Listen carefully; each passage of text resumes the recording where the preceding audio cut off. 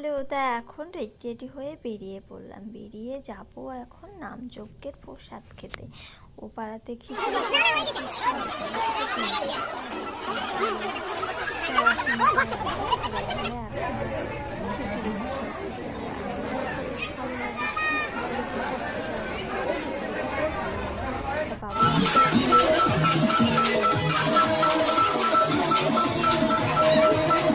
হ্যাঁ যাবো। তা আমরা দুজনেই চলে আসলাম সবার সাথে। এসে ঠাকুর দর্শন করার পর বসে পড়লাম। গরম গরম খিচুড়ি আর তার সাথে তরকারি, খেতে তো খুব ভালোই লাগলো। খাওয়া দাওয়া কমপ্লিট করে এদিকে আসলাম হাত ধুতে এসে দেখছি যে এখনও কত বড় বড় কড়াইয়ে রান্না হচ্ছে।